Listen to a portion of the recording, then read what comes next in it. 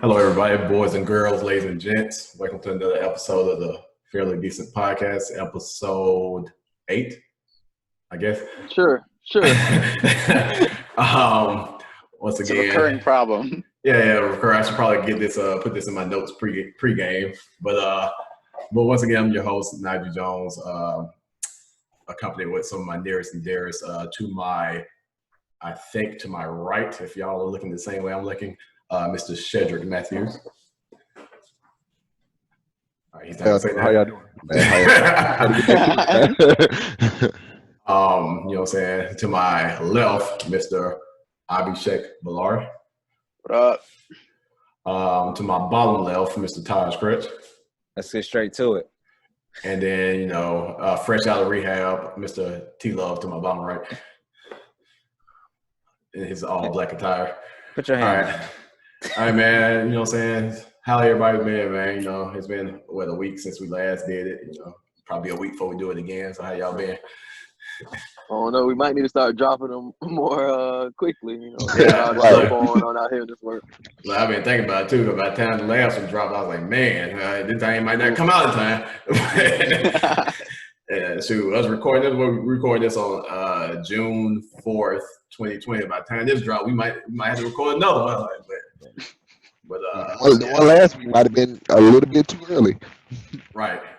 So but let's just get straight into it. So everyone knows what's going on in the world right now, or more so in the United States, with the protesting for in response to the police brutality and just more so right now white cops, but just in general white supremacy over the African American population entirely. Just the lack of compassion for Black lives in the United States. And there's been a lot of peaceful protesting, and there also has been a lot of aggressive protesting. More so, the aggressive protesting has been very prevalent. I like that term. Very prevalent as of late. So let's just dive right into it. My first question that I really want to give to the roundtable is just on the theme of protesting. Do you guys think that how do you think protesting, or if protesting works in today's society? How do you think it works as far as its impact, or do you think it even works in today's society? Did Drew Reeves issue an apology? Last time I checked, yeah. You see, people are second guessing what they said, right? They come back to it. Like even Pete Carroll was talking about the Colin Kaepernick situation, even though he still didn't sign him, but recently he said what he did was, huge. He took a stance on what he believed in, and we owe him. But he still could have, signed him, man, or whatever. But whatever. Right. And the reality of it is we're all living in history right now. I saw a meme the other day on Instagram, and it had a book, the size of somebody's finger, and it showed history from 2010 all the way to 2019, and then they had a 16-foot encyclopedia worth of data just for 2020. I said this to I think a couple of y'all at one point. I was like, man, years from now, our grandchildren, our great grandchildren, when they have to go back and be in history class, they gonna probably hate when they had to go through the year of 2020. There's going to be so much to learn. Man, I'm going to go ask my granddad, man, it's all too much.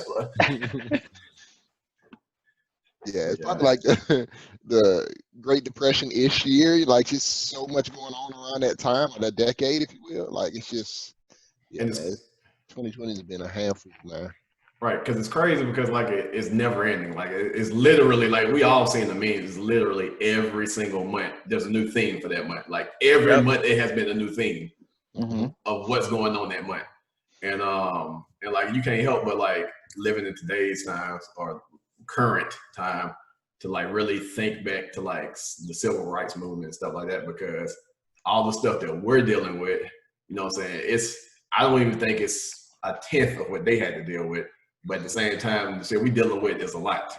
And Like you look at it from that perspective, like we're only getting probably a tenth or whatever you want to call it of what they had to deal with, and our shit seems like it's overbearing. Because I was just telling Taryn before the podcast started that, like, bruh, I'm getting exhausted just like looking at the shit. Because like I was looking at Instagram for like a good 20 minutes earlier today, and like it was just post after post after post of more racist things being done by people openly, more shit that the president is doing that just don't give a fuck about anybody, not even just the black community, just anybody. And then just post after post after post, and it's just too much negative energy to take in at once. Yeah, man. It's been a world of a season. And sure, to answer your question, yes, I do feel like protesting is effective. Protesting works. Looting works. I'm not recommending it. I'm not saying it's right. But their money. Right, but looting works because looting disrupts the system as well. Because there's been a lot of these protests, and this is from without having gone through the process or going through review. There's been a lot of these protests that have been completely peaceful the entire way, like the one in Huntsville last night, like the one in Charlotte on Tuesday night, where the protesters end up getting gassed or pepper sprayed by the police officers that are there to enforce the peace when they're actually the ones enforcing the violence. So it's making people uncomfortable. It's making businesses uncomfortable. So we're gonna get into it further. So yes, in short. Yeah, I want everybody else to answer this too, but I just saw it as a perfect segue to mention this. Speaking of exactly what Seth just said, I'm sure everyone has heard about the peaceful protest that was occurring in Washington at the time that the head of state sought the military police on the crowds that was protesting, and they were being flashbanged, they were being shot with rubber bullets, all so he could take a picture in front of a church with a Bible in his hand. Wow. That's just like the most disgusting thing that I've read today. Like it was just like that occurred today. That happened yesterday, I think. Oh yes, it was like it was a couple days ago. Just a couple days ago. It was like 5 news cycles ago. Like it's just been ridiculous. Okay. Like it almost feel like it's not relevant anymore. When you were bringing it up, I was like, dang, that was like 3 days ago. Well, I just consumed it today, so this is the first time I'm hearing about it today.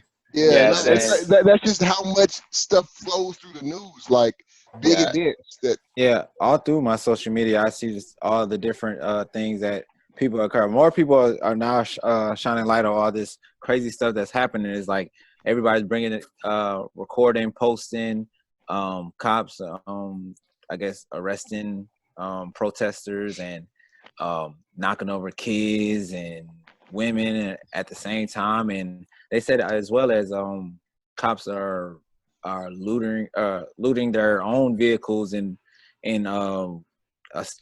workplaces and acting like it was the protesters that's doing it. Yeah, because claiming evidence. Yeah, I think everybody has somewhat seen that photo of the police car that was set on fire in Atlanta at the last couple of minutes of the protest. And there's a conspiracy going on right now that that police car was planted there and was set on fire by a cop. Yeah, I think it's a lot of that going on because I was watching this guy, seen his a guy jump out of a black truck like away from the protest, but he seen a guy jump out of the truck and seen him walking towards the protest, and he was like, "Hey, who are you with? Like, are you here to protest?" And and the guy was like, "I'm with CNN," like that, like acting like he was a reporter. So the guy doubled back, the guy with the camera doubled back to the car and was like, "Hey, y'all CNN? Can I ask y'all some questions?" He was like, "We're not CNN," like that.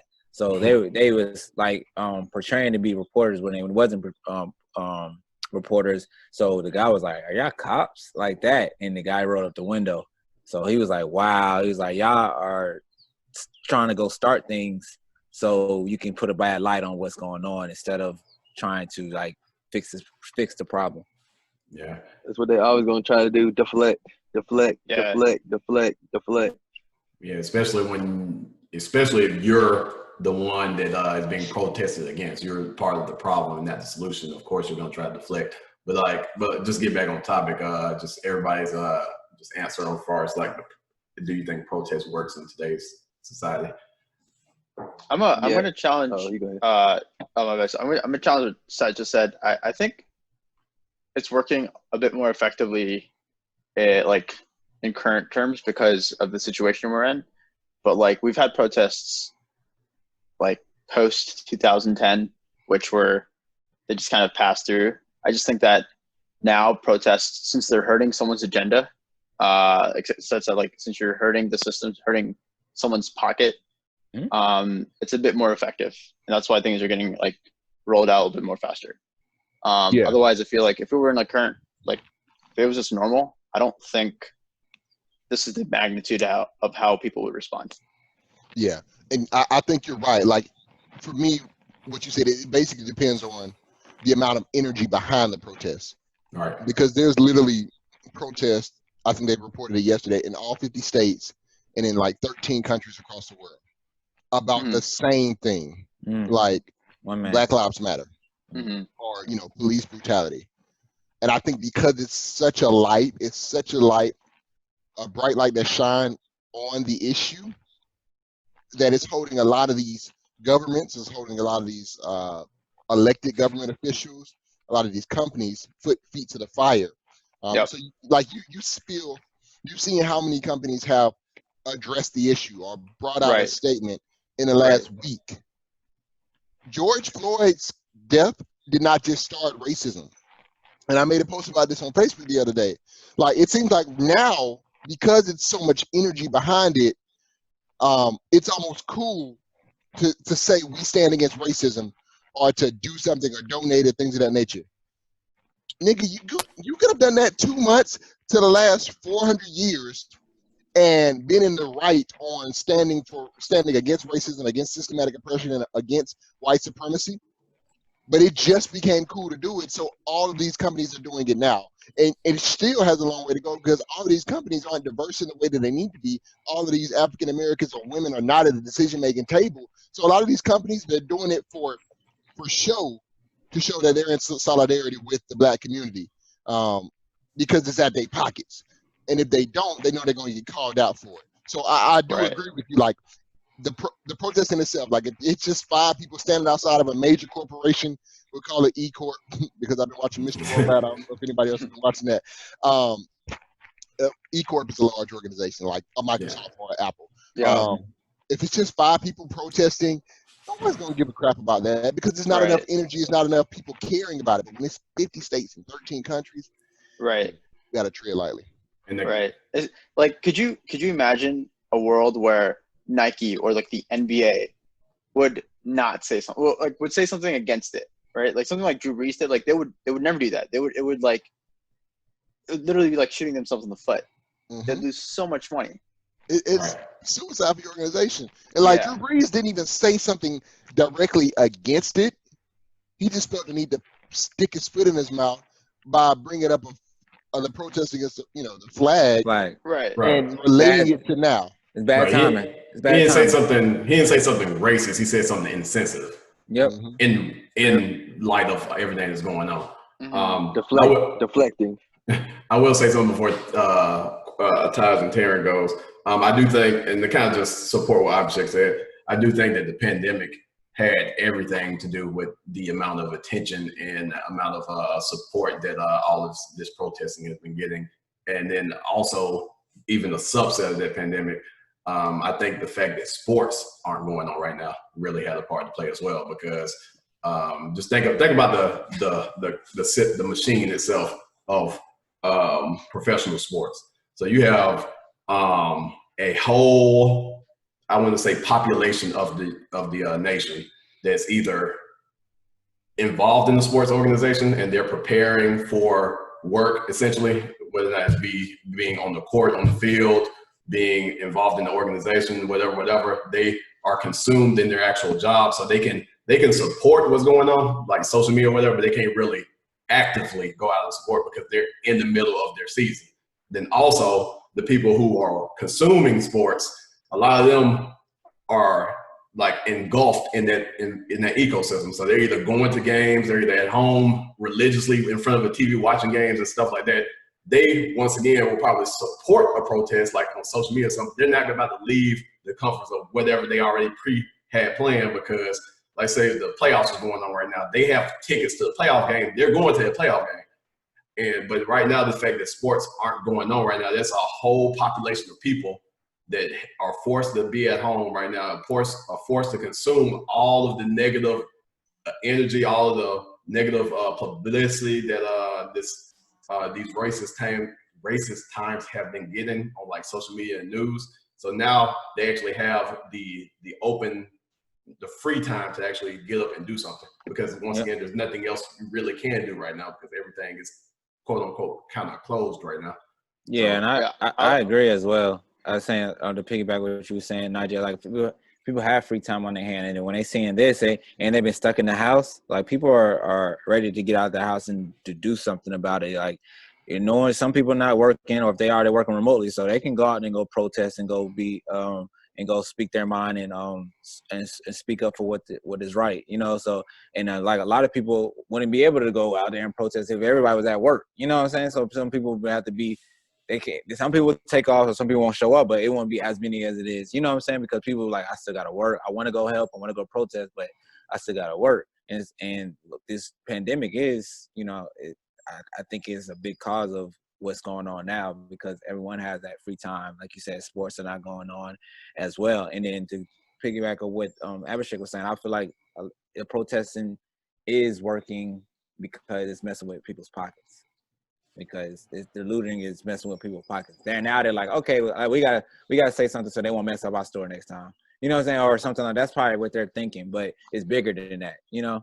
But I think they're just thinking like, okay, we gotta get in front of, so next time if we make a big announcement saying we're promoting this and we're putting money towards this and that, next time people would think like, hey, we're not gonna do it, like how they did in the video where they was about to knock down Waffle House, and they're like, no, not Waffle House, not Waffle House. You know what I'm saying? Like they thinking that could possibly be theirs if they jump in front of it, but they should have been, you know, put out statements with other cases instead of not just saying it because of what's going on with George Floyd. What happened with George Floyd? I feel like they should have been jumped ahead of this, but they didn't, and now they reaping the repercussions of it. Yeah. To your point, Najee, though, I think it's like, it's not just sports. I think it's like a lot of the other stimuli has been cut off. It's so, it's like, it's a silver lining because like everyone's pretty much aligned. Like, it's not multiple stories that are trying to like take over each other. It's just one story. Right. And just using sports as an example. Right. For sure. Go ahead, T. I think it's working for sure. Well, especially this one, but also I think it has something to do with like the threats, like for the looters, we're gonna shoot them and all that. I think that sparked it even more because, you know, people like controversy. So if the president, you know, goes out his way to say something like that, some people are like, okay, let's see if they're really about it, and we're gonna go out here even stronger. You give context from that for somebody that may not have seen it. I think I can't remember how long ago it was, but like when the looting first started, he tweeted out. Week. I think it was like last week, literally, yeah. To the extent of when the looters come out, that's when the shooting begins, or something in that context.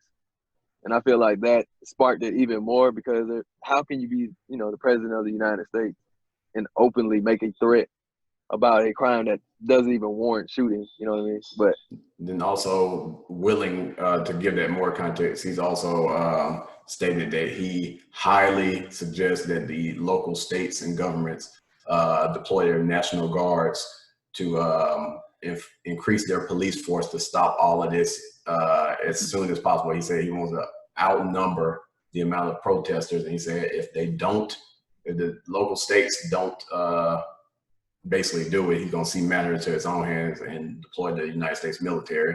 And the fact that you are the president of the United States and you're willing and ready at a moment's notice to sic your United States military, who is here to serve the people and protect them from international invaders, you're willing to sic them on your own countrymen Like that makes absolutely no sense, and it shows just the lack of compassion and resolve that he has for anything other than himself. All I gotta say is when these hate groups start coming out, and I hear they coming out real soon, all the people who saying, you know, all this violence and stuff, they need to go away with it, all lives matter, blah, blah, blah, blah, blah. They better keep that same energy. I better see the post. I better see them. What's that group that they be having a mask on, and they be doing the those messages? Anonymous. Oh, okay. Then they say something about that, like if you shoot, we will release. I don't know. I heard if they start shooting something, we will like release like government documents and stuff like that, or start hacking to things and stuff. First of all, do you think in the smallest bit that Donald Trump cares about any of that? Like if anybody threatens, he's gonna be like, "You're fired." No, he's gonna be like, "All right, show me." Like you're wrong. I don't know if he cares or not, but I think it's whatever. At this point, I don't know if anybody knows who Anonymous is. Good, rightfully so. Yeah. I mean, I know who the entity is. I mean, the individual people. So I don't know if they better hide their tracks first off. But because I think Snowden, like anonymous, you gotta be anonymous. Snowden's still in hiding. Yeah, is that actually true, Taj, or is it just like, because I don't know, like how do you verify an official message from Anonymous? That's a good question. I don't know. The way they always do it end up coming out in the news and stuff. I seen it through social media, so I don't know. It could have been, but fake could not have been fake. I don't know. I just seen people reposting it. So they just dropped some on him, I think, last week too, about him being tied to sex rings and stuff like that, and it completely got swept over. They dropped that at the wrong time, but yeah. But I will say that, like, all that other outlandish stuff. Right, just try to probably deflect from it. Deflect. I say though that, like, this is funny because you talk about anonymous groups like that. The show that I've been watching, it aired on USA Today. It's like 4 seasons. Mr. Robot goes into a lot of this. It's on Prime Video if anybody's interested in watching it. It's pretty hilarious how close. How long are the episodes? 45 minutes. So it's probably an hour with commercials. But yeah, I heard Mr. Robot was good. But to kind of keep the ball going and staying somewhat in the same topic, I want to propose a question to everybody. So we all pretty much feel as if a protest, especially if it's something of this magnitude, is necessary and it works. My next question is, what form of protest do you feel may show more effective results? Peaceful protests, or as we said, the aggressive protests. And also, do you feel that one can truly show change without the other? I would say, this is my opinion. I feel like the aggressive protesting is gonna work. I don't agree with it. I don't automatically agree with like looting and breaking in stuff and stealing things, but I feel like that's the one that's working. That's my opinion on it. I feel like both are important. Both have their place, but I feel like in this situation, the more aggressive approach is what kind of, made it move like it should move. But the peaceful protest is good too, because you gotta have that. So that the objective can still remain the same. Because if it was all aggressive, they would try to mix it up and say it would be a negative thing about looting. They don't really care about the situation because that's what media does, deflect. Yeah. As you guys know, that's my word of the day, deflect. # deflect. Yeah, I mean, you go, Seth. Let's ask Ballard to go. I think just looking back on like earlier protests, I think what we have right now is a good balance. It's making some change, but like holistically, this is probably the first step of many steps to actually solve the actual cause. So like this is very short term, and it's a very like a quick fix for like a community, but the longer term fixes, like with policy, education, talking to people, like it's more long term than it is very like just protesting. So I feel like they're both equally as necessary as the other. Because I feel like even if you look back at history, I feel like peaceful protest is a prerequisite of protesting as a whole. Because even if you look back at our current situation with Colin Kaepernick, and now with the rioting, a lot of the attention is being put on the rioting, just like it was given on Colin Kaepernick. But the way that they've been pretty much given meaning behind the riots is back when we were trying to peacefully protest this by kneeling, that was a problem. Mm-hmm. So now that we're rioting, you see both ends of the stick. Like mm-hmm. You complained about the peaceful protest, so I don't want to hear you complaining when we actually get riled up and we take a stance on what we actually believe in. Then even you go back to like civil rights time with Martin Luther King and Malcolm X. Martin Luther King was promoting peaceful protest, which was a prerequisite of when they pretty much got fed up, and Malcolm X pretty much was promoting a more aggressive protest. Mm-hmm. But by any means.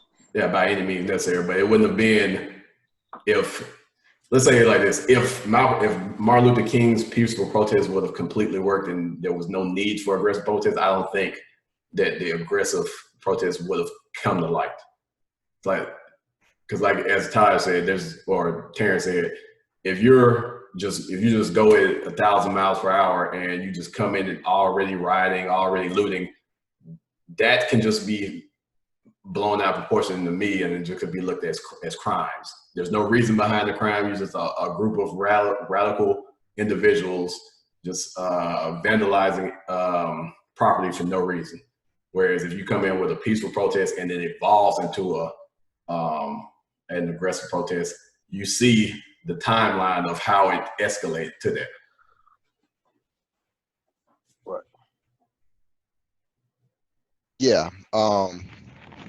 I think whatever protest is going to make people most uncomfortable works sustainably. Mm-hmm. Because protesting shouldn't be comfortable. That's not how protesting works. Right. Like, it's not supposed to be comfortable. You're not supposed to just be like, oh, hey, look at all the cute people and they're out there protesting and, we're just living our lives and it's just part of our day. No, it is meant to disrupt a system, disrupt how you think, disrupt how you see things. So if we got to break a couple windows to do that, or we got to break into a couple buildings, I'm not for stealing. I saw a tweet that said basically, it's not even, I broke into a building, I stole the TV. I don't want a TV. It's not about the stealing of the TVs and things of that nature. Yeah, some people may benefit off a pair of Jordans or whatever they're grabbing from these stores, but it's not really about that. It's about the message that's being portrayed. Now, I would like to see I hope that comes out of this, and you're starting to see it a little bit, is a sustainable, like, hey, this is the plan. This is what we're going to continue to do, like as it was in the civil rights movement. They had the bus boycott. The bus boycott was supposed to last for 1 day. I think it lasted like 381 more days or something like that after that. It was designated, wow. It was supposed to last for 1 day.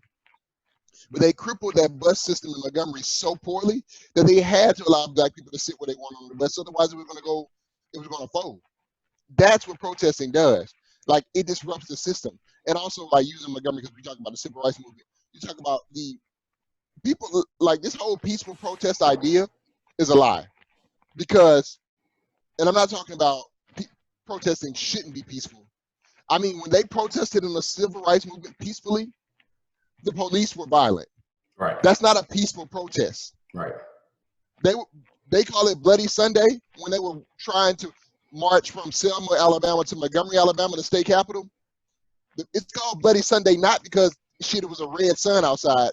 It's because that was people's blood in the streets, the protesters. They were walking peacefully and were attacked by guards and dogs and water hoses and things of that nature. That's not peaceful at all. So this idea of people wanting peaceful protest, is this the idea of, I don't want you to make me uncomfortable.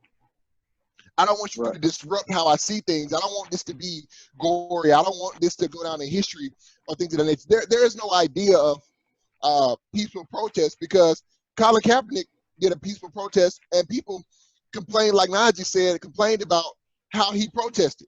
Right. The thing about protesting is the oppressor doesn't get to choose how you protest. Facts. Right. Exactly. Yeah. Like you don't get to choose how I speak out. You lost that ability when you start oppressing people and things of that nature. So at this point, whether it's me breaking chains and killing people or rioting against a slave owner, or it's me anonymously hacking all your systems and destroying your data, like these are my steps, and this is what we're going to do until some change occurs. So you don't get to dictate how a protest looks. That's not how it works. So all these people who have spoken up against, I could never think about that because, you kneel for the flag and it's just so disrespectful. You shouldn't do that. Another point that we talked about with kneeling for the flag. When Colin Kaepernick first started protesting, he sat for the flag. I think it was a Green Beret who instructed him to kneel for the flag because it's more respectful. When you think about the objective of kneeling, you kneel for a lot of things in respect. You kneel to pray. You kneel to propose for engagement. When somebody gets injured on the field, they kneel. So when I'm kneeling at a flag, am I really being as disrespectful as you say I am? Or am I actually respecting it? Like, hey, I respect this country. This is what it is. And I'm just shining light on this attention. I'm not disrespecting the flag in any way. But that's my opinion. I just want to wrap with it. And to kind of tangent off that, I saw a post right before it started that the police chief of Minneapolis asked George Floyd's casket, or not casket, as his hearse was passing by en route to the, I guess, to the funeral.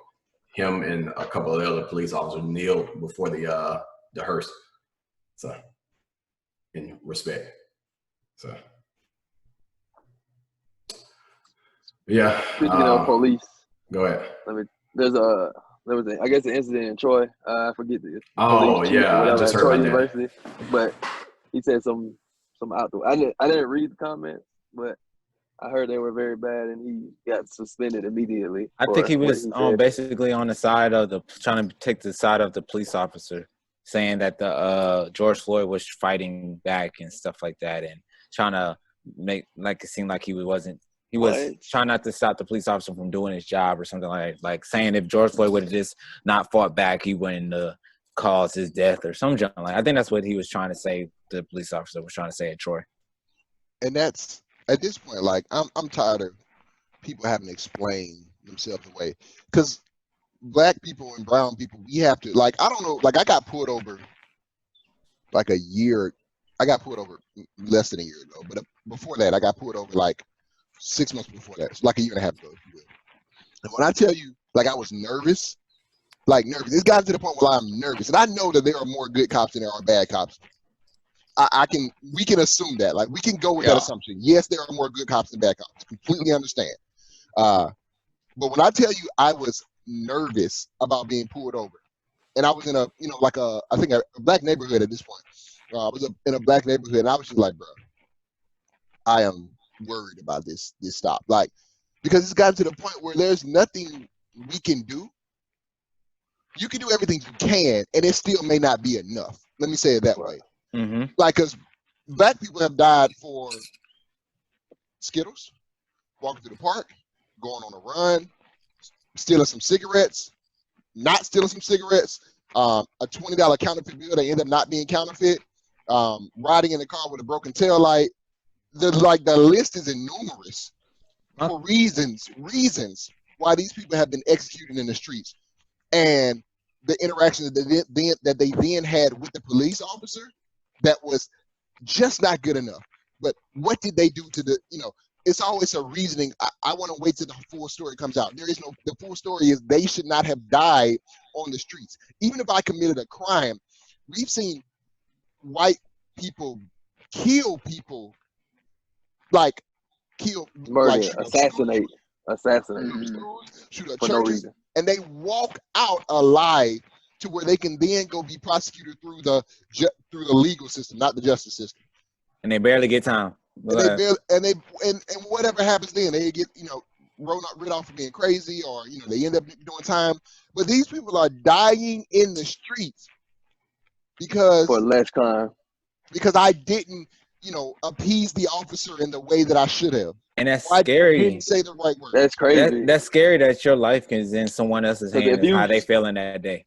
If you kill 10 people at a church, the only thing that should happen at that point in my assumption would be to take that person out, because that person is going to keep trying to kill everybody. They're actually armed and dangerous still at that point. Right. Like, there should be nothing you could do to me, or me being a police officer, you could do to them to say, like, hey, I'm good, just go ahead and take me in. Nah. If I put my hands up, I don't care. Like, you've already killed 10 people. Like, only thing they need to be saying is, we got a clear shot. Take it. That's it. Right. But if somebody just does these, meaningless crimes, or quote unquote, or ask a police officer a question like, why are you stopping me? Or, whatever the case may be. I know there's rules of engagement, like maybe, tasing, or, there's a lot of steps before you draw down on somebody. I know that for a fact. It has to be like, and you have to be trained minimal force as possible. You can't just go straight to the gun. And like I seen this video. I think a dude they say he ran a stop sign or something. He was in his driveway. His grandma was out there, and he was literally on the ground with his hands out. Like, it was just very disturbing. And the police had his gun pointed at him, and he was not doing anything but just laying there, his hands out. He's like, show me your hands, show me your hands. And the guy's hands were already out. Like, he did not have no weapon or anything. And the dude was literally pointing his gun at him for running a stop sign.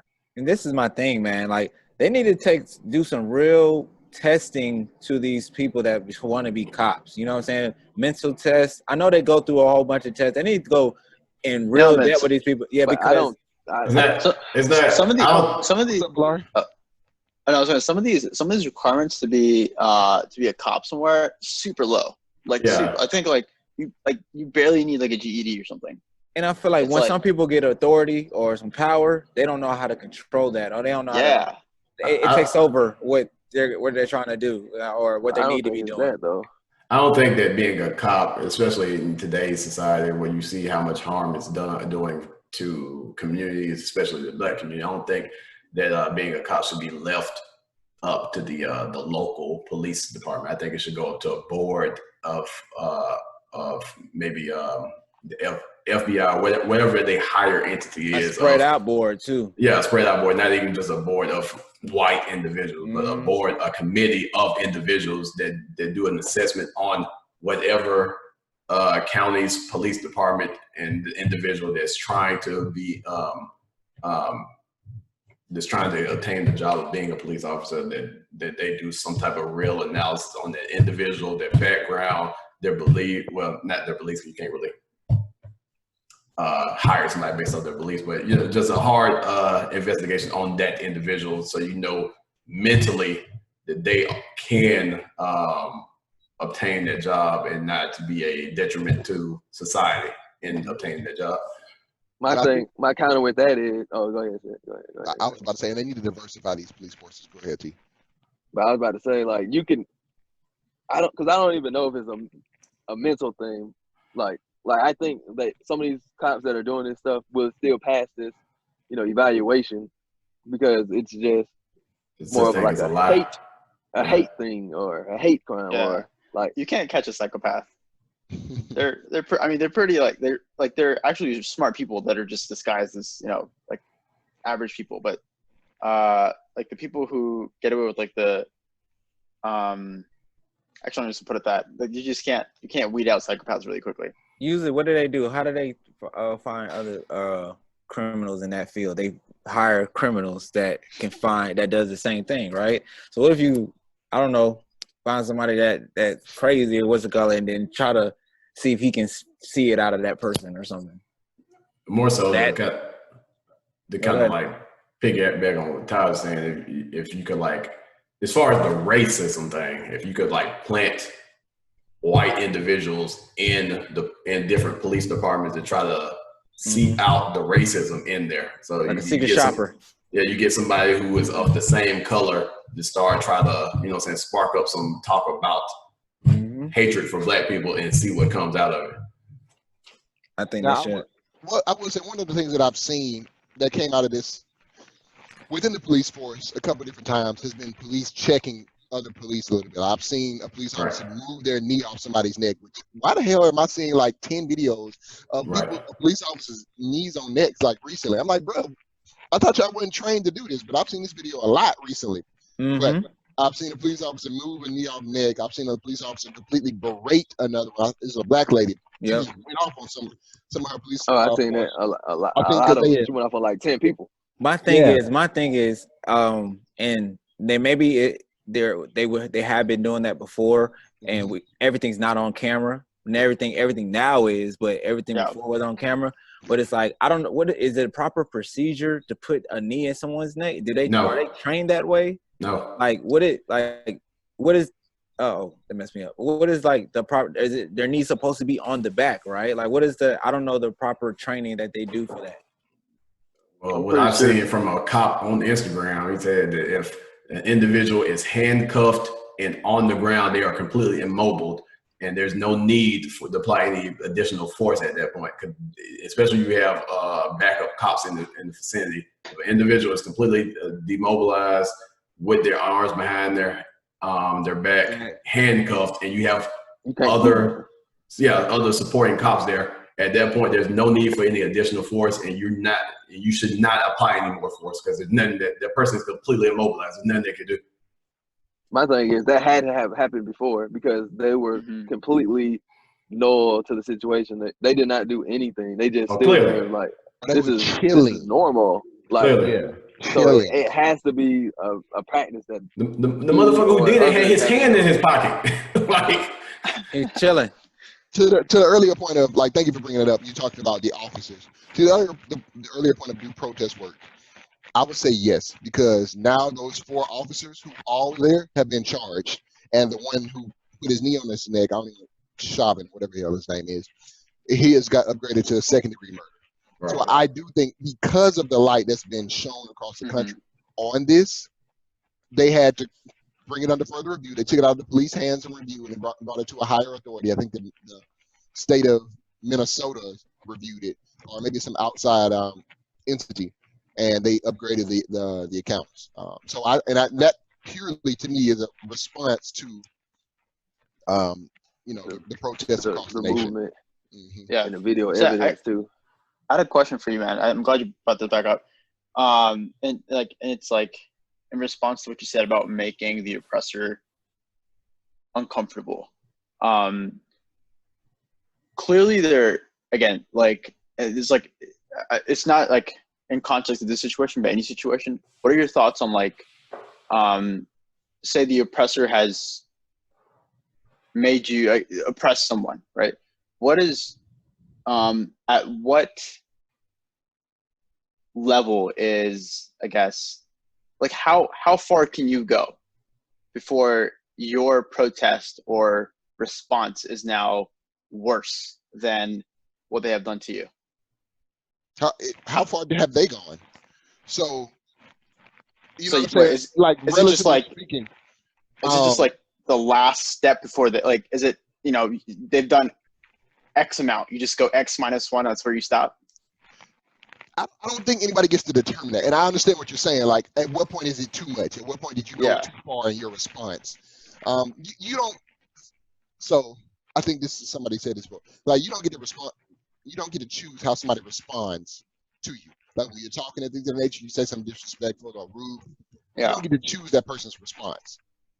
So whatever you said disrespectful, you just like be expecting it to come back, and they can say or do whatever they feel comfortable with. So that's a dang good question. That's like walking on the hard street. Hard answer though. It's hard answer. Yeah, that's like walking on the street. So my answer to what Abhishek just said, and correct me if I'm misinterpreting what you said, your actual question is, at what point in protesting do the oppressed become the oppressor? Yeah, basically. Thank you. Yeah. So my my counter to that would be. We got a long ways before we get there. You're right. My point. My point exactly. But I think that this is a special case. So for this particular type of protest, it's a protest for peace, a protest for equality among men. So at the point, I don't think that there's a way for the oppressors to become the oppressed because we're only protesting peace and equality. So we're saying, hey, I want to be treated like my fellow man. I don't want to be killed out in the streets because that's not how my fellow man is treated in the same situation. So at what point could I become an oppressor in trying to promote peace? And it's funny to me, like the way you say that, Najee, and I agree with you. It's like racism, like this thing of racism is so funny, like how we just deal with whites and blacks. India deals with, you know, regionalism and classism. For sure. The East, they deal with, like, you know, China and Japanese. I don't think they really get along too well. Koreans, exactly. And then so there's racism all over the world, or classism as well. But there's this. It's funny, like I'm just trying to, you know, me, a black person, to a white person. I'm just trying to appeal to you that I am equal, like that we are on the same level, or we should be treated fairly. I'm not saying I'm trying to gain an advantage on you, or, you know, me wipe out your population or something like that. I'm literally saying that, hey, my life is of value as much as your life is of value. And the fact that that crap doesn't just register baffles me. Like black people don't like inherently hate white people overall. Like, but it may be some now that like I just hate white folks or whatever, but that's not generally true. Like black people don't just hate white people. But black like, people's hatred for white people comes from white people. Yes, exactly. We dislike what they've done to our lineage and our ancestors, and that's about it. And at this point, we're still fighting for, hey, let's just be equal. Right. We're not even saying, hey, like we about to get back at y'all. We're trying to enslave you. We're like, hey, let's just kind of, you know, call fair, just treat us secretly we were good.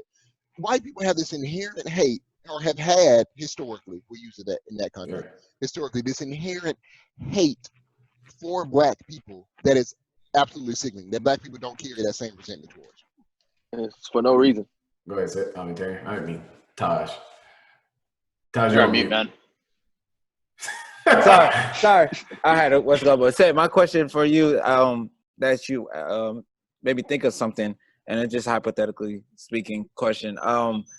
Will you think it will ever get to the point where black people will start enslaving white people? No. Not with us being 13% of the population. No. And I think we're past slavery as the world right now.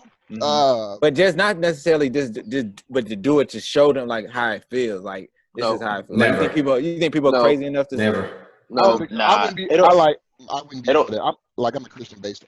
And I think just society as a whole, not even American, but worldwide is just, I don't want to say worldwide, but close to being worldwide, just too far advanced to allow slavery in a situation like this, like the United States. Like, yeah, I mean, if you, oh, my bad, go ahead. No, I'll just say we would go to war before that happens again. Yeah, and then it'll probably just be full circle, right? Like they'll probably just do the same things that, you know, civil rights movement. Like it'll just be a continuation of the circle. But they'll fight back and same thing.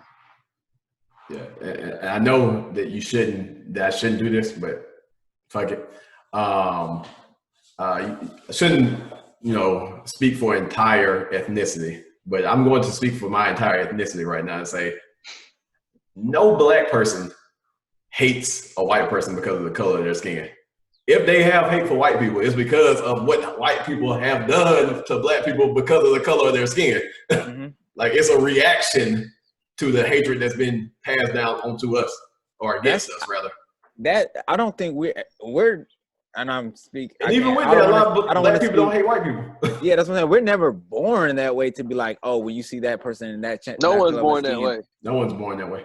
No, I'm not saying no one's People born were that way, but raised they're that way. taught. They're raised. I Yeah. think what you're saying. That's what I was getting to. Sorry, Taryn, I didn't get there quick enough. No, But, you gotta get it. You gotta get it right.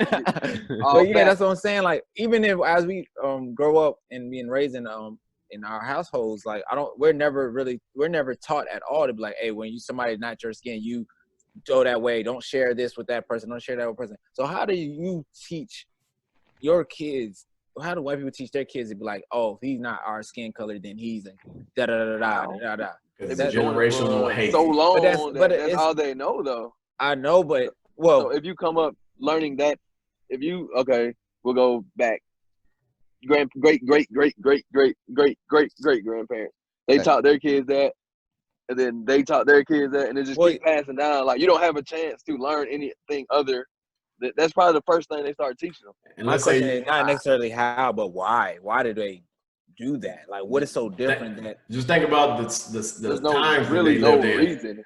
Like to kind of piggyback on what Terry just said. Let's say if you stay in a small town, like country town in the middle of nowhere, Boonestown, USA, no black people there whatsoever, and you go from slavery and generation. That town never becomes gentrified. There's never any type of like new businesses. It's just always that old No town outsiders. habit. No outsiders. So you just continue to pass that hatred down generation. So you get to current times where a lot of shit is more so progressed, but your city, your town, your people still have that mentality that we don't fuck with black people, we don't fuck with brown people, we don't fuck with Asians, we don't fuck with gays, we don't fuck with nobody.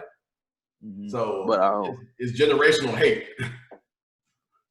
They will literally ostracize somebody in their family if they find out that, they have black friends or, some just different stuff like that. They're like, oh, you can't come here no more. Like, we're done with you. And then they'll probably hunt down the individual.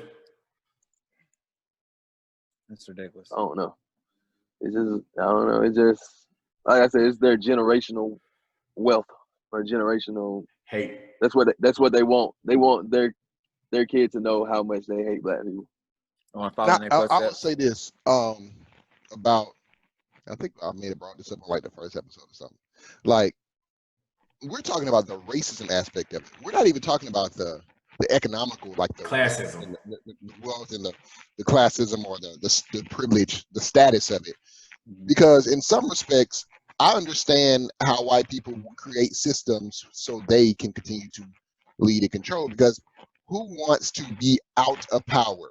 Like, if I'm setting up my family, why would I like set my family up to my children and grandchildren to not be as successful or not have as much stuff? So like, there would need to be, we're talking about a 100% piece of the pie, and I have 75% of it. I would have to give some of my percentage up for there to be more equality in a sense. So I understand why that battle hadn't been fought, comfortably. That's gonna be a hard battle to win. Willingly. Yeah, but that's a lot harder. The whole hate one is tough. Like, you hate me, that's different. For no reason. I ain't did nothing to you. I don't even know you. I don't even know you. And I don't care I don't want to know you, but I'm just saying, like, I don't know you. And it's crazy. But go ahead. No, you go ahead. No, I'll just say it's crazy because what Seth's talking about the classism and say you're set up for generational wealth and all that. A lot of, and I don't want to, like I said, just talk about an entire ethnicity like this, but just statistically, a lot of white people are in the middle to low class. So, like, the reason for that hate comes from, once again, a lot of generational hate, but then also jealousy. Right. Because you do see other immigrants coming to the United States, like Asians or Europeans or whatever the case may be, Africans, Mexicans. They come here, they make a great living for themselves and their family, and now somebody who wasn't natively born here has worked hard, blood, sweat, and tears to get themselves up to a point above somebody who looks like you, who you That's feel quote unquote what this country's for. They say that's the dream. Exactly. Yeah, it's the American dream. It's the melting pot. It's where people come to quote unquote live out their dreams. Right. That's it. Yeah, no, it's funny that term is actually a salad bowl now. It's not a melting pot apparently. Because is that it's better? It's yeah. Because someone corrected me on this. Because a melting pot implies that we're all going to be the same thing, whereas a salad bowl, we're in the same bowl, but we're all different like things. I don't know. Interesting. Let me update my language then. Right. Let's try to skedaddle on to the next one. We're still standing on the same topic, but I want to actually attack it from a different angle this time. So this we're gonna go past this real, but we kind of already talked about it. But let's just give it like 2 seconds. The rioting is going on. Do you think that the rioting is more so helping or hurting current situation? Helping. 100% helping. Once the rioting started, people started changing their way of thinking real quick. Right. And I also think the police's violent response to the rioting is actually helping as well. Right. Because it's shining more light on this police state that we're starting to live in, or that Trump ordered. Right. There was violent before though. I agree with Seth, because now it's making them uncomfortable. So now their real self is coming out, because that's how they're adapted. They're just going back to what they're comfortable doing. So if they like hate people, they're gonna show out. It's gonna show when they were reacting to what the situation is. Right. And exactly what Seth said. So last week when we were talking about the racism thing, I said that I don't think that you should go too aggressive, basically rioting, because it's going to show a negative light, and they're going to use that in the media to try to pin it against us. But I stand corrected, because us rioting has made the oppressors try to one-up us, and their one-upping has made them look negative in the media versus us. But the crazy thing is, I think they started it. I think before they started looting, weren't those people like gas and all that type of stuff? They were trying to go to Target to get like milk and stuff because they were gas. I don't know. I don't know about this one. I ain't seen this, but go ahead. Oh, okay. No, I'm not saying I heard that that's why they rioted that particular Target, is because they got a lot of people were getting gas and they were trying to go in there, but they kept them from coming in there to get the milk or whatever. Get the milk. I did hear that too. So a bomb right. So that means they started the violence in a sense. Yeah. And I've seen violence with violence. To that point, I've seen in a couple, like where you see policemen cutting the waters like they're trying to cut off the supply, because obviously if you're hot and tired and you don't have water, you're not going to be out there as long. I've seen them cutting the water bottles that they have in a couple different cities to like limit, like I'm trying to think of a word, but cut off the supply to the protesters. Before we actually do move on to the next topic, like I didn't want to stay on that too long. I pretty much assumed that we all thought the same thing on that. Before we go to the next topic, I do want to ask you guys, I'm pretty sure y'all have seen this video, but have y'all seen the video of the black FBI agent that was just chilling outside the bar or restaurant he was at, whatever he was at, and he was being harassed aggressively by 2 white police officers? And go in my pocket. And yeah, they just because he did not cooperate with them, because they were harassing him, and he told them, hey, stop harassing me. You're harassing me. What's your name? What's your number? They were completely against everything he was asking them for. He said, I'm not giving you my name. I'm not giving you my badge number, all that. And they was like, so he was telling them, all right, screw y'all. Like, well, you fit the description of somebody. He was like, I don't fit the description. He was like, who are you looking for? He basically asked him the question, who are you looking for? Who are you looking for? And he wouldn't answer, like, I'm not the guy you're looking for. And basically he was telling them to leave him alone, because they were harassing him for no reason. They was harassing him because he was black, and they didn't like how aggressive he was being with them as being white police officers, and him being a black man. So they decided to try to proceed to arrest him. It's like, because you're obstructing justice or whatever. Like, I'm not obstructing anything. So they started arresting him. He was talking cash money to him as they was arresting him. It's like, cussing him out, boy. Who am I? The description of that face? Like, all right. And he's like, the people, everybody, his homeboys were recording it the whole time. It's like, record their face when they look at my ID. They went in his ID, found out he was an FBI agent. Uncover me right now.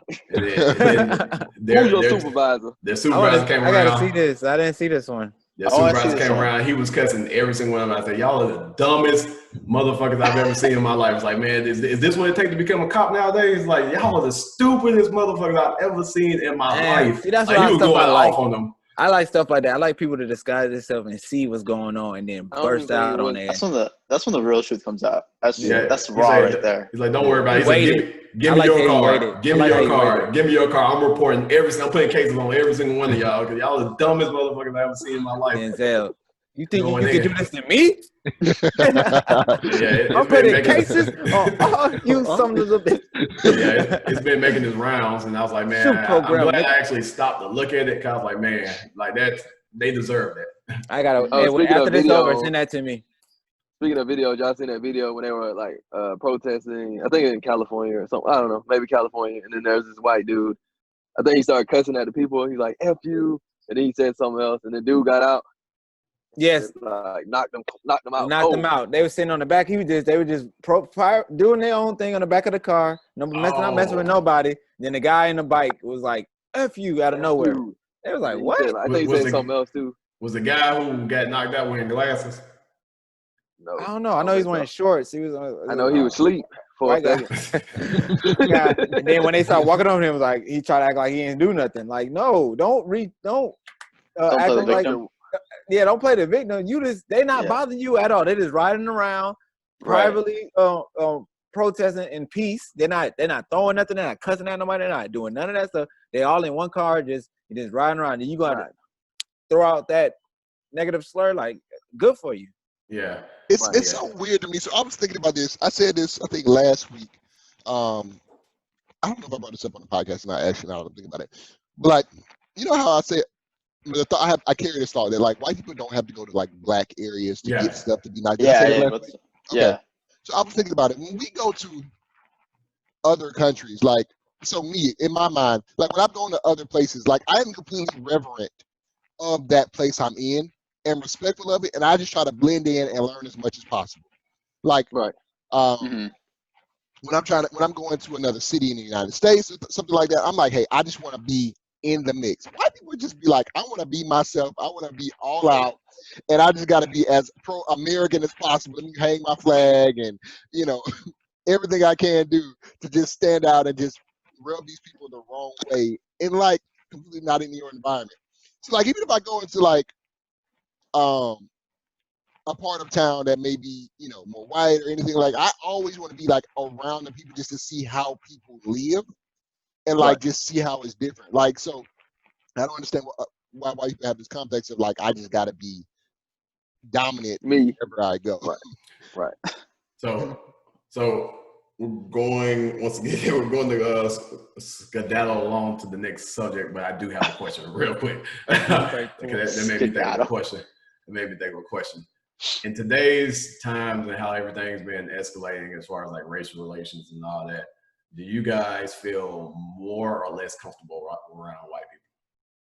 I'm more comfortable. I'm looking them dead in their eyes. My thing is most of these racist people, they're not gonna feel comfortable around me. So they probably not gonna be around me, period. So the ones that are around me, I feel like I'm gonna be cool with. I'm gonna be straight with it. And I don't know if y'all noticed, but I've noticed the ones that are your employees or co-workers or anything like that. Do you notice that their mood is changing towards you a little bit, like their conversations? I don't know. It's like it's more. I ain't been around though. Well, yeah. I mean, I've noticed it. I've been around a couple of mine this week, and everyone, just want to see how I'm doing. Like, hey, how's it going? Or start a conversation, not necessarily about what's going on, but it just want to start more conversations. Like, basically, seem like I'm not a bad person. I don't know. That's just what I've been. You think that's a good thing or a bad thing? I don't know. I don't know if that's fake or if they just want to really care. It's hard to kind of tell. If they continue to do that, then I know it's not fake, it's genuine. But if it's just like you're just doing it because of the times and you don't know how I'm feeling right now, you might think, just looking at all white people. Like, so that's the thing. They might think like black people, we're looking at white people, all white people, like, oh, we're against y'all now. And that's not how we think. You know what I'm saying? That's not how we think. They send out emails in the pipeline like, my company didn't even send out an email to the white people. The white people. And they're like, yeah, y'all need to make sure, y'all being equal and fair to all the black employees around here. You know, try to reach out to them, make sure they're doing all right. That's what's going on. My leadership space has been like completely. I've had multiple leaders hit me up, like, "Hey, how you doing? Hey, how you doing?" I'm like, "Hey, I'm fine. I'm all right. Nah, it's been a lot of support at my company. Everything from the lip service support, if you will. I don't want to call it lip service, but the statement from the CEO to some of his executive board members and things of that nature, all the way down to like lower ranks and my manager and his manager. I've got a lot of support, and they all white. Not our company doesn't have only white leadership. It's a lot of white leadership. It's disproportionately white. But 80-20. Yeah, what's that? Is that? Do you feel like it's genuine, or do you feel like it's just because of what's some might be? I'm sure. I think the genuine for people is genuine. Like me hearing you as a person, I know you, and I know that we have people, and I have to relate to that. Yes, the systems in place, the fact that I didn't get an interview for a job and somebody else did that who I don't think is qualified enough for it to. No. You see what I'm saying? Like stuff like that. The fact that we only have one person on our executive team who is black and maybe 2 or 3 women. I think women is where we lay out diversity had a little bit more so than ethnicity. Sexism is real. Yeah, we don't have any Indians, no Hispanics, no Asians on our on our executive leadership team.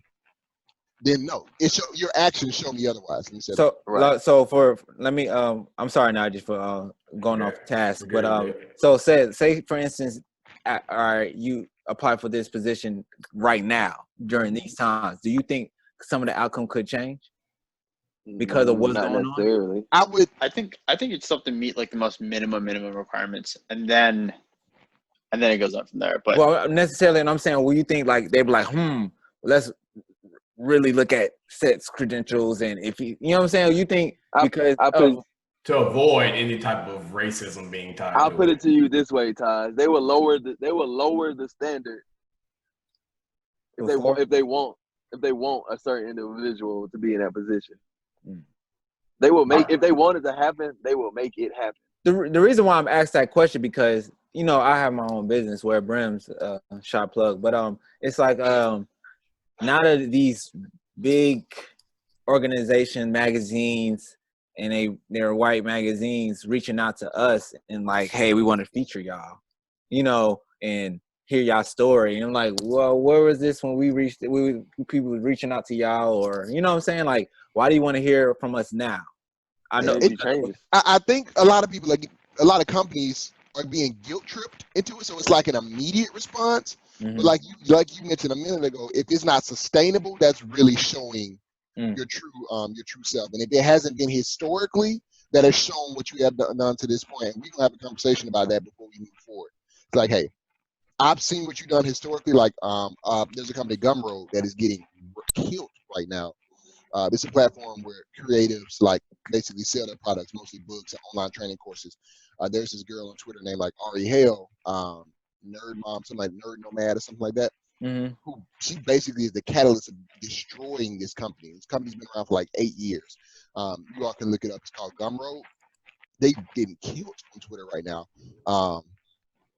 because they historically have not been pro-black and they benefited all black creators. And like you're looking at history, there's nothing about Black Lives Matter, nothing about Juneteenth, nothing about any of that. And then they now out a week ago, Black Lives Matter. Like, whoa, where'd you come from? Yeah. Right. So I think a lot of it is a response, but I might take advantage of that response. You know what I'm saying? Like, is it awkward? You have to do it strategically. You gotta be in good conscience in doing it, and hold their feet to the fire on something else as well, or like really have that conversation with them. Or like if you can use it to bring other creatives up as well, like, hey, you wear brims, we got wear socks over here too, they black on, we're gonna bring them in too. That's what I'm saying. Like, do you take it and it's just like, all right, I'm gonna milk y'all because I feel like y'all trying to milk us now because of what's going on, so we gonna do the same thing, or do you just turn it down and be like, nah, we're good? It's tough. It's tough. It's a tough decision, to say the least. Because it necessarily might not be because of that, what's going on. It might be because you guys are more known now than when you first started? You know, Yeah, like we are as you more grow, known. people gonna start coming to you. But when you first start, you gotta go to people. This is site. I don't want to throw it out there because they might will see it. Well, it's WWD. I'm not sure exactly. It's on IG. I can look it up. But they reached out to us and wanted to interview us. And the guy, I'm thinking the guy, we emailed him back and he said he was black, but he's reaching out. He said, I'm trying to work within. I'm trying to fight within what's going on. So he was reaching out to us. And at first I didn't know he was black when he first reached out to us. I was like, why are you? I thought it was just random, but he was like, we want to hear from y'all and hear from other black-owned companies and see exactly what can we do within to kind of help our, I guess, manufacturer, I guess their structure or whatnot. But so he was trying to hear from other black companies to try to, I guess, help them or try to, I guess, fix what they got going on because he sees it as well. So when I looked at it and said that, I was like, okay, that's fine. But it just shocked me while they're reaching out. You know, some people reaching out now. I think to that point, a lot of the black employees that work at these companies may have a little bit more freeway to kind of throw their weight around, a little bit more leeway, like because they're being heard. Like you said, the people at your job are listening to you a little bit more now. Like these decision makers who are African American or who sit right below the decision makers, they may be able to like, hey, with everything going outside, I think we need to do this. And if you're just aligned to that, it's an opportunity. Whether you take it or not, it's like, hey, that's on you. But yeah, it's interesting, man, and tough. I'd love to get Abhishek's thought on it. Yeah, I don't know where I like. I don't really know how to answer this question. I will say though, like, to like, I guess the extra attention that like, or I don't even know how to say it, the extra like notice that people are paying attention to you. Like from my perspective, it's hard. Let's just say like if someone on my team does it, like someone like on my team, meaning like you know, same background, race wise, whatever. If they do something bad to someone else's team, it is hard for me to go to that team and say, even though we match, like the guy, whoever did, like the guys on my team, like we are basically identical, right? Except for like thought. It's so hard for me to like cross that line and say, hey, I'm with you guys. Like, even though like what you guys just saw. So you're saying it's hard to go against somebody of your same race? Like, I guess it's hard to say like, no. Like, I'm saying like, it's hard to say, professional, I guess. No. Like, well, I guess what I'm trying to say is like, it's hard to say, I am sorry for that guy, but I'll support you in a different way. I'll give you more attention. I'll listen to what you're saying, but it's like, it's literally hard. Like, I guess, for people to like point to something when you can draw like a parallel to it. Does that make sense? I feel like I explained that incredibly, like horribly. Trying to follow. I'm still at the same point I was at before you started. Well, I'll come up with the sports analogy, but you gotta give me some time. He's like, I gotta break it down to y'all. Let me put it in sports. I know we got that. But I mean, like, just like high level though, I think it's a good thing that people are asking you how you are and making notes of just like how you feel, basically. It's a good thing. Yeah, I mean, yeah, because at the end of the day, they could do nothing, and nothing is probably speaks louder than doing something, even if something is out of pity. But I will say for my company, they have actually approached this very, very well, and I would say genuinely. So my CEO of my company reminds me, and I've told people around my company this, and they bust out laughing because it's real. He reminds me of Bob Saget off of Full House. And if you don't know who Bob Saget is, he's the dad off Full House. He looks like him. He acts like him. Like he is the environment. They mirrored that character off of my CEO. And he acts like the Full House version or the real version? The Full House version, because the real version is Gunna. But no, so we have meetings every week on Mondays, company-wide stand-ups, and everybody nowadays everybody is on a Zoom meeting with 100+ people, and it's led off by my CEO. So this past Monday, he kicked it off. He didn't do anything company wise. He kicked it off talking about current times, protesting the death of George Floyd, and how it was like a real sympathetic introduction to the meeting. One that we usually, I mean, if he has something of like this, it'll come up in the meeting, but he started like it was the theme. He kicked it off talking about this, and how he has discomfort with everything that's going on, and just like genuinely speaking from the heart. And then he opened the floor up for the company to speak. And I didn't think it was gonna go as long, but that shit may have lasted like an hour or two. Like everybody in the company damn near had something to say, white, black, whatever, Hispanic, whatever. Like Hispanic people, one of my Hispanic coworkers named Juan, he got on, he's from Colombia. He was talking about how, you know what I'm saying, him escaping from Colombia, he come to America to live an American dream, and how people from back home will talk to him, this and third. He said he has tough time telling people how glorious it is you live in the United States and how they should come because of shit that's going on right now, because this is not the America that he envisioned when he first got here. And this, that, and the third. And like people from the Caucasian perspective, them talking about basically just echoing each other, saying that if you're not speaking up, if you're not actively doing something to help your black and brown brethren, that you're part of the problem. And basically just basically speaking up and saying what most of the protesters are protesting about. Like, and I can honestly say that I was shocked because, like I said, it lasted way longer than I thought it was going to last. And I heard more and more probably white people speaking on current times, and I even heard of black people. But black people were speaking and they were giving their opinions and their emotions, but I heard those same emotions echoed throughout everybody who basically spoke. And like that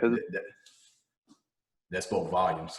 Did your company send out emails about what's going on, or? I mean, they probably did, but I don't read them. Oh, I'm just asking. I'm not sure. I don't even know. But I feel like if the change gonna happen, we're gonna need a lot of support from the Caucasians. Yeah. Needless to say, that's a great segue for us to go to the next topic. Speaking of Caucasians speaking out and using their platform to either spread the message or belittle the message, I want to start with Drew Brees. Who that? I mean, but I really want to start with Jay Fromm first. So if you haven't heard the news, Jay Fromm's gonna be quicker. So let's start with Jay Fromm. Yeah. If you haven't heard the news, 5th round, 6th round, 7th round, whatever he was, picked Jake Fromm from the Georgia Bulldogs. There were some text messages leaked from his recently. I don't know how recently, but it had to have been recently. It just hit the fan today, or for me, it just hit the fan today. But basically, he was reported saying, let me actually pull it up. I think it happened from 2019. All right, so it was from 2019. So some text from Jake Fromm leaked today or recently, and it said he was quoted saying, "Guns need to be very expensive, so only elite white people can afford them." This is from March 2019. I don't even know, I think that's classism and racism and all that in the same bucket. And classism too, because he said elite white people. So I feel like that was stupid, and I don't know how it got leaked, but he might have ruffled, just sealed his career. Ruffled more feathers than he should at this early stage. Yeah, and the speculation is that he's probably about to be released from the Bills for that statement. I'm not sure if it's actually happened yet or not. But that for not even a rookie yet, just freshly drafted, subpar quarterback who's probably not going to start, to come out and say some shit like that on a team that's predominantly black that you just came from. Like, he might be lucky he's not still in school. He may be lucky that he actually left school and entered the draft. Although, like I said, his draft stock is so let me say this before we even go to Drew Brees and dig into Jay Fromm real quick. if Jake Fromm gets a job in the NFL, but Colin Kaepernick doesn't, that will speak volumes. Wait, the text was, I'm reading it right now. It's not from this year, is it? It's from No, from last year. 2019. From last year. last year, right? It just surfaced this year.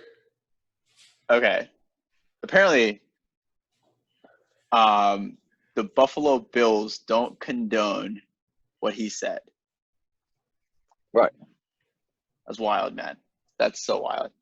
Like, Look, there's Jake Fromm has a job, and keep in mind, Jake Fromm is a subpar quarterback. They're not releasing him. They're not going to release him. Who made a racial slur against a whole and classism against races.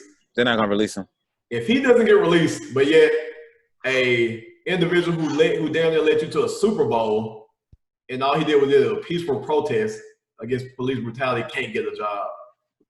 That speaks a lot about the NFL. It's going to speak because they're not going to release him. Watch. My thing is that whole situation with Kaepernick, again, let's go back to my previous word of the day, deflect. They deflected the whole message, everything he stood for, just because some, as they would call themselves, United States, some huge United States supporters, or American supporters. Whatever. Disrespected their flag. That's what they made the issue about, which had nothing to do with the flag. We could care. I mean, he could care less about disrespecting the flag. He was just trying to, And like show. what said, no, I'm sorry to cut you off, Taryn. I said, like I said earlier, like how are you disrespecting the flag? Because like you said, when you get hurt, you propose, that's you take a knee. You know what I'm saying? How is taking a knee so disrespectful? I have a loaded question. Load it up. Loaded. How do you Dang. how do you approach like how do you remediate something you've like let's just say I'm gonna use Peyton Manning, right? Peyton Manning did something 10 years ago that was just incredibly horrible in whatever way, right? What do you do? I don't know. Like, just make it up, right? No, you didn't make it up. I was like, hold on. What do you do? Because I'm over here like Peyton Manning. He did something in college, but continue. All right, so Yeah, he did. but Peyton Manning now has changed to a better person. How do you address that? How do you address and Privilege of whiteness? But continue. Because they just allow like- him to Are you change. saying like? Go ahead. But And like finish. Go ahead and finish what you're saying. any individual, like how do you like? Yes, I've done something that's a mistake. It was a mistake, but I can't control the story when it's out. Like someone else's. So are you saying like, hey, you did these things 10 years ago, and it's just shining to light now, and we moved on past it, and now it's come out, and now I need to address it, like that kind of instance? Like, how do you? Or it came to Both, light, but, or it came to light when it happened, and then over time we've forgiven it. Well, okay, so it's like, would you rather bring up the mistake 10 years ago and control the narrative, or have something leak and then now other people have controlled narrative and now you're just going to get backlash? It's always better to get out in front. Some people don't think that it's as big of a deal Yeah. when they first do it, and then it gets brought out like years later, and then they like, oh, I didn't think about it like that when I did it, or I said that, and then people take it out of context. Right. What made me think that is about the Kevin Hart incident. Yeah. Yeah, I was about to say, don't do what Kevin Hart did. Don't don't handle it the way he did. Like one apology and then don't apologize again, and you're just running from apologies and it's getting on your. No, you got to be empathetic. You got to be truly apologetic. Right.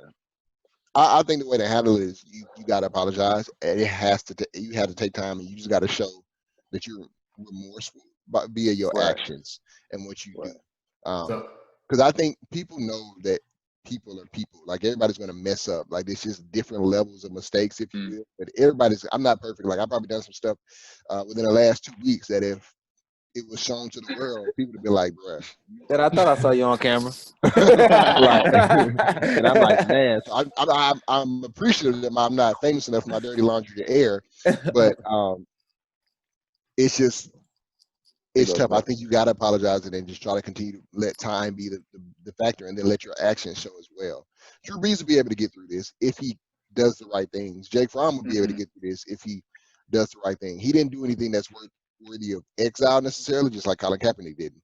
But that's the thing, though. That's the thing, though. Could have been like joking. I can see where he could be joking Yeah. about what he said, because even later in that text message thread, he said, "I'm not an elite white person." So I can see where, you know, like I probably text Najee and Terrence something that jokingly shouldn't have been said in public. But that's the thing, though. It's out of context. But I'm not saying he shouldn't get kicked off the team for that. Will somebody that's not Caucasian get that same ability to redeem themselves? So I wouldn't even say it's a Caucasian thing. I would say it's a status thing. So because there's been some celebrities that have been able to redeem themselves. OJ killed people. Yeah. Killed the person. But he still the glove didn't fit. The glove didn't fit, man. he went downhill since then. Man.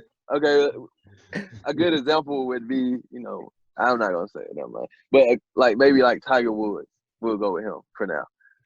Like I already know who you're about to say, but all that stuff he did.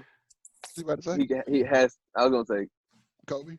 Yeah, but you know, I don't want to bring that up right now. I don't want to share that negative light on his name. But yes, you can redeem yourself if you have status. Like, but with Tiger, what did he do? Cheat on his wife? Mm-hmm. Not just cheat on his wife. he cheated, like hoarded against his wife. But my thing is like that happens every. I mean, as a celebrity, you can't. But Tiger's was a little wild. From like all of the people I've talked to, like in the golf community, Tiger is I heard that too. And he didn't help. That's why himself. him and Jordan like, cool. Right. And right, because Jordan was but like Tiger's not a good person, and that's partly why he caught such a vast decline, if you will. Which is because he's a shit person in some respects. So at the end of the day, the reality of it is there are two types of individuals. That's the reason why they have two different designations. There are people that are celebrities and there are people that aren't celebrities. If you aren't a celebrity and you're talking in the comforts of friends, family, whatever, then you probably don't police a lot of the stuff that you say because it'll never get out in the world. Mm-hmm. But and if it does, people don't care. Yeah, at the moment you become a celebrity, and that little thing that you did has the biggest magnifying glass in the world pointed on it. It's just a part of the territory. You have to apologize. You may not mean it sincerely, you may not mean it wholeheartedly, but it just comes with the territory. If you want to move on and get that magnifying glass off of you and onto the next person, you have to apologize. Well, fellas, this might be my last show because I got to watch what I'm saying because my celebrity status has gone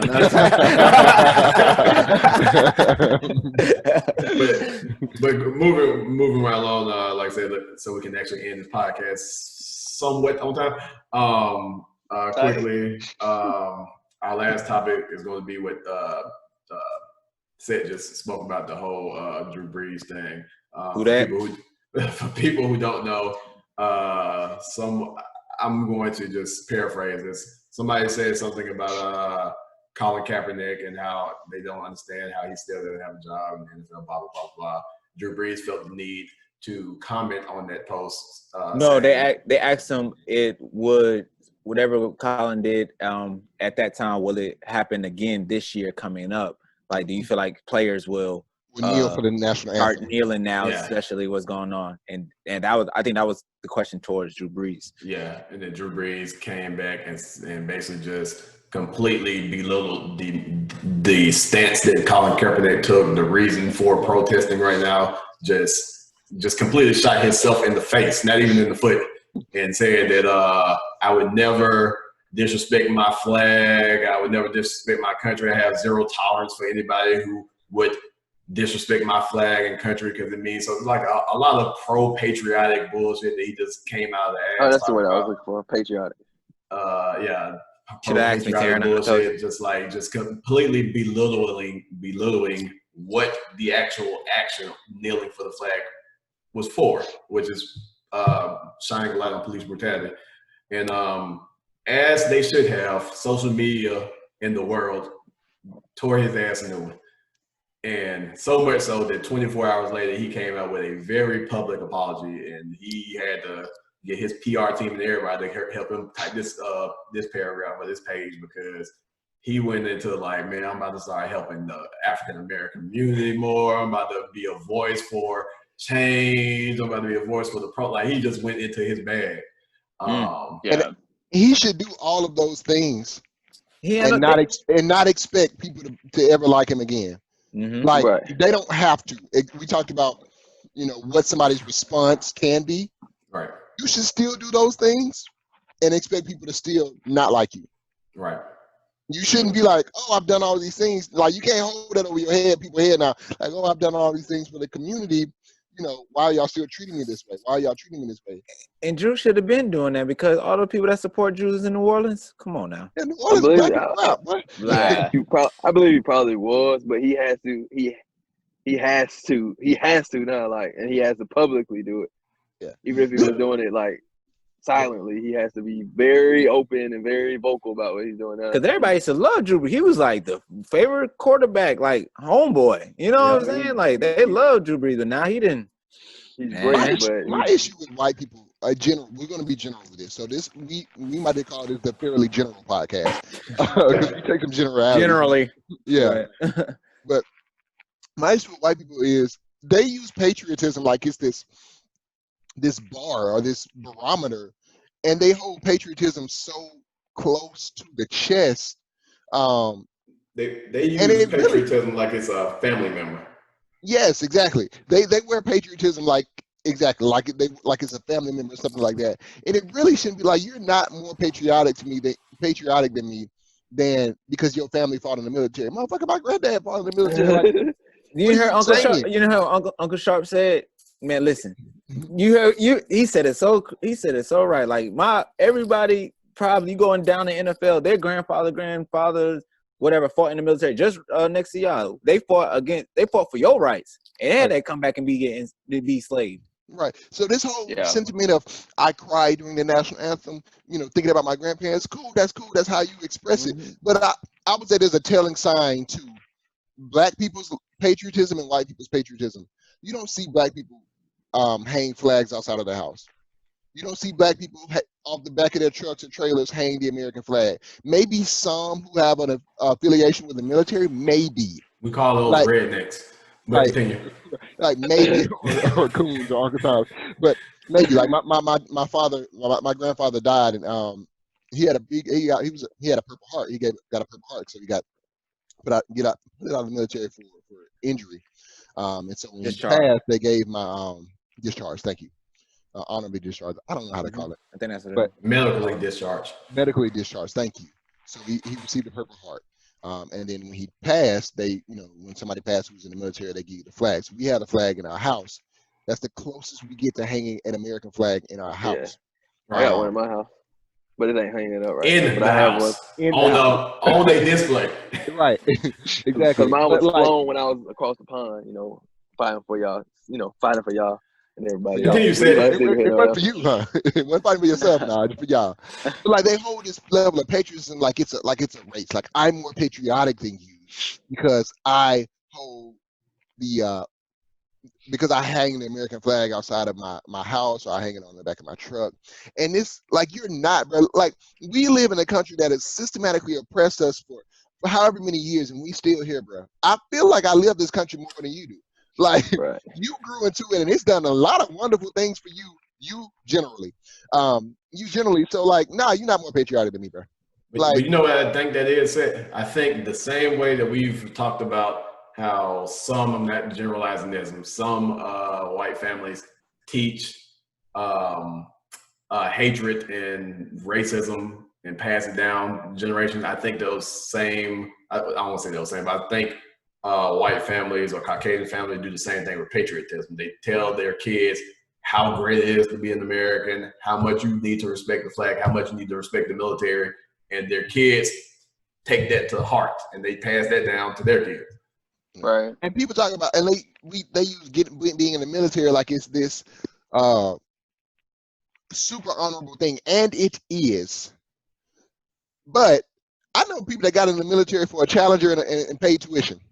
Like, That's why they got in the military. That's why I got I know people that did the same. I know people that did the same thing too. And it's funny too because I used to hold on to it because it used to make me so happy and fun. It used to be hilarious and shit. Because like back when I was in basic training, you see them all around you because they're here with you.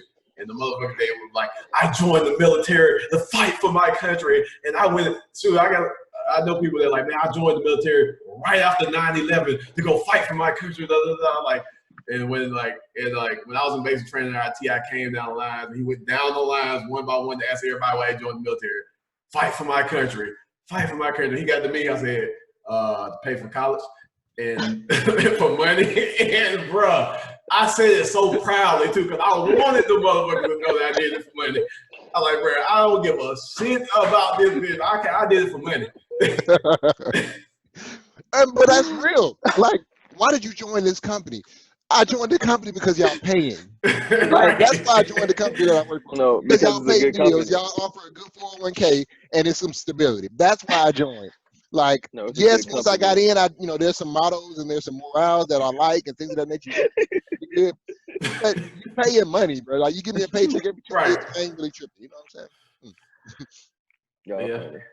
But yeah, I think that's what I think they preach that to their children, and that's how they become so patriotic and this and third. But a lot of times they have another flag out there too. But we're not gonna even talk about that. We'll say that for next I episode. would definitely say there is some relation between the American flag and the Confederate flag and how it's used and how it's trumpeted around. Those same people who are pro-American flag, like the fact that you're thinking that kneeling is disrespecting the flag. It's a lot of people who think that who are pro-American flag, probably pro-Confederate flag too. Their family historically might have been pro-Confederate flag as well. I also think it's a parallel. I've always thought that. And just because of what you said, I always thought that there was a parallel between the Confederate flag and the American flag because once again, I've only ever seen in my life white people hanging flags from their houses, from their cars, from whatever. And I also see them hanging Confederate flags. I always also see American flags. So I always think that there was a parallel that it may not be necessarily accepted or taken well if I hang this Confederate flag outside my house. So just as a substitute, I must hang the American flag. But to kind of get back on topic so we can end it, I do think what Seth said was 100% correct. That Drew Brees should, in fact, do all the things he said, but I do not think that his backing, his fan base, his friendships, his I guess camaraderie with his teammates will ever be the same again. Because at the end of the day, you spoke from the heart. You spoke with your first conscience. You spoke what you meant, and then you had to rebuttal and backpedal and fix some shit. So your true thoughts are already out there, and the damage has already been done. So I don't. Will he be the starting quarterback when the season starts? Hell yes. If he plays, yes. Come on, man. But his teammates, several of them already unfollowed him on social media and stuff already. And Malcolm Jenkins, who is his teammate, said you should shut the F up. Yeah, it's gonna be a long training camp. Yeah, he's just his new teammate now. No, he might well retire and let Jameis run.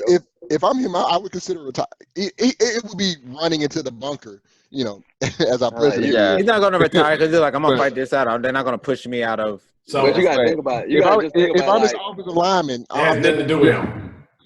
I don't even care about the offensive lineman. Them defensive players who normally sack you and lay you down, right? They're going to take that 15-yard penalty. No, that's what I'm saying. If I'm his offensive lineman, I'm going. Man, I missed my assignment. My bad.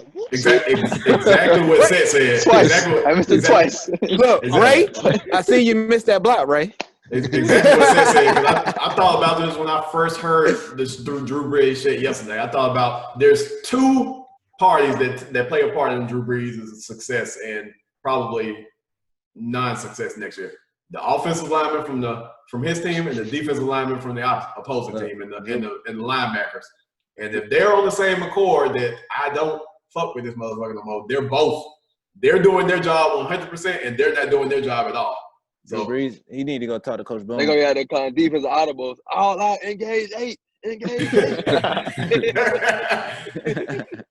Yeah. But I will say this, and I've said this point before, and me and my brother talk about this a lot.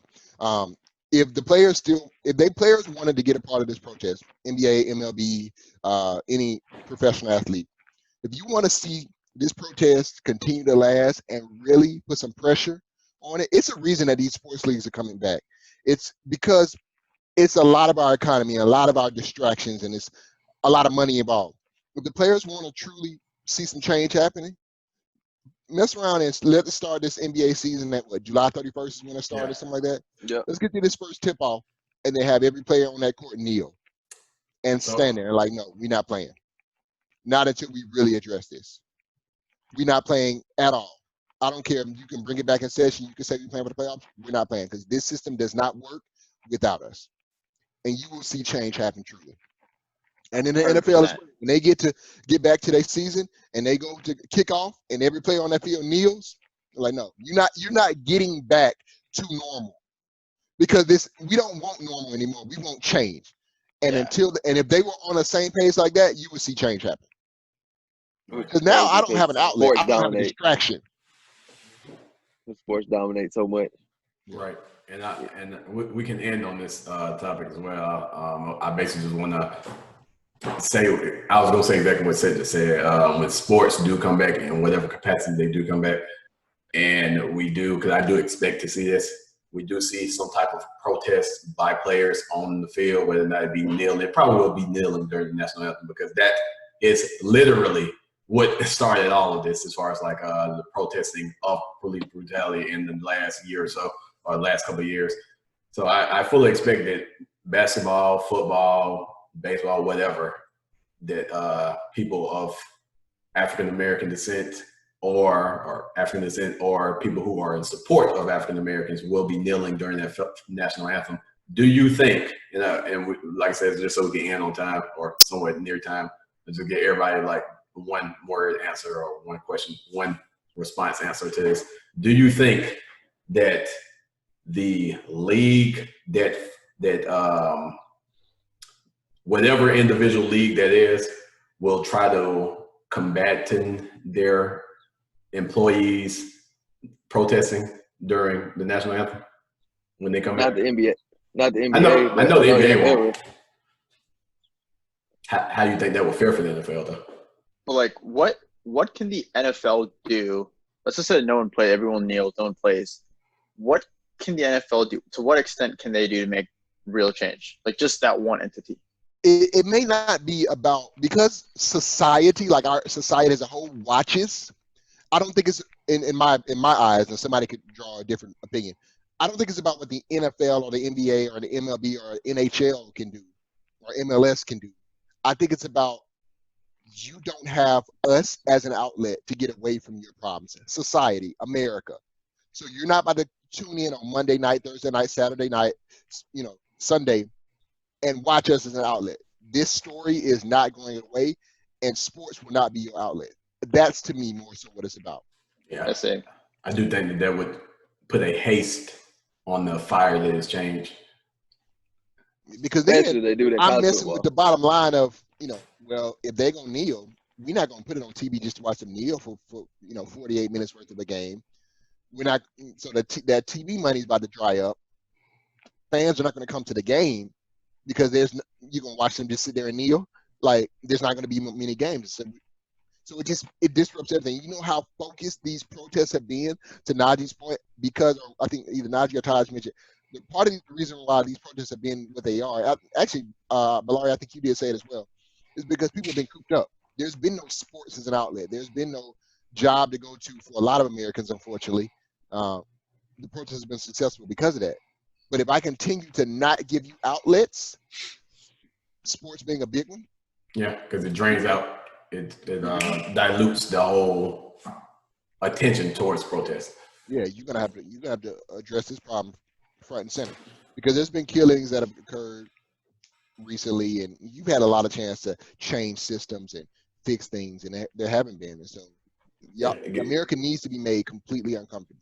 Yeah, like, this is not the time for y'all to just go back to normal. I don't want sports to continue. Like, I hope that all these players kneel. I don't care. And I love sports I really, really love sports. Mm-hmm. Love college football. Love NBA. I watch baseball. Like love sports, but I do not want things to go back to normal because normal ain't getting no more. So what's just to follow up, like what's the checklist? What's the checklist that they have to meet for everything to the restart, the NFL, like all other stimulus? I don't know. Like what would I want to be? Okay, now you've done enough. Now we can get back to normal. Now we can start back playing. I don't know. That's for some people smarter than me to decide. Right. Yeah, I don't know. Because it ain't too many people smarter than you said. It ain't too many people smarter than you said. Come on now. Nah, bro. A lot of people smarter than me. But I don't know all of our societal ills that need to be addressed. But it's a lot. And I think it has a lot to do with diversity. Not diversity and inclusion, because that's a buzzword now. But it has to do with like black people being at a decision-making table that they rightfully should be. Where there's a league full of 70% black people, but 3 black coaches, no black owners, like issues like that. For the sports league specifically, America has way more sins to deal with. I'll answer it real quick. I was checking, then we can end on this. But my answer to it is, I think where we can see some type of like, let's shift things to try to get things back to normal, like an actual answer of what we can get to in order to actually just, I guess, like I said, just continue to go to the next step would be for our government to address the issues. Once the government, in my eyes, start to make some type of effort in addressing all of these issues that's being protested about, and actually address the issues thoughtfully and with intentions on actually trying to fix them, then I think things could go back to some type of norm. Because until the governments get involved, until our administration gets involved, and they actually see this as being an issue and they try to change it instead of trying to combat it with military, then there's never going to be no end. Because right now our administration is trying to fight against it instead of trying to resolve it. Resolve it. Like I said, we can end on that. I'm pretty sure we may be back again here next week. So before we end, I just want to end on a good note right now.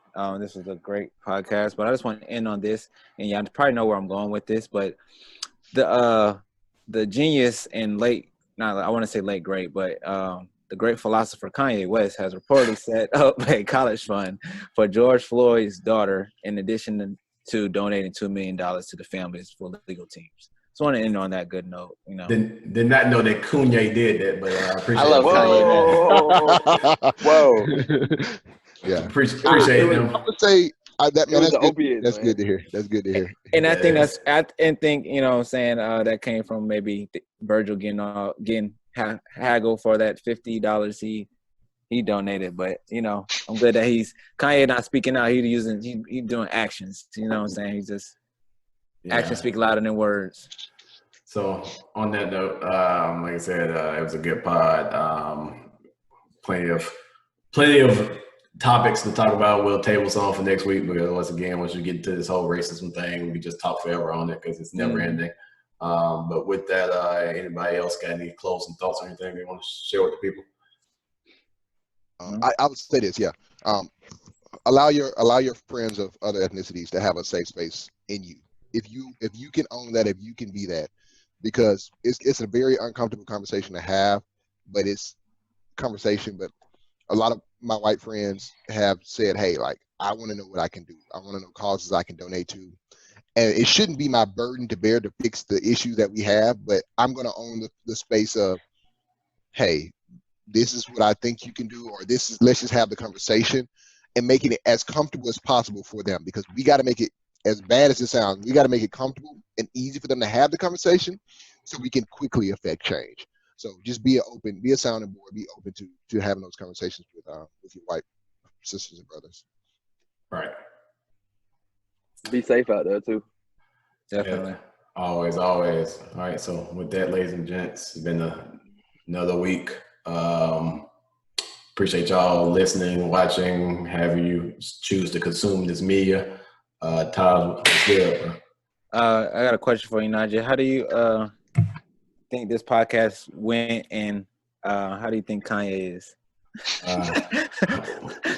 We don't discuss Kanye on this podcast, but it went fairly decent. We'll holler at y'all on the next one. Peace. All right. Peace.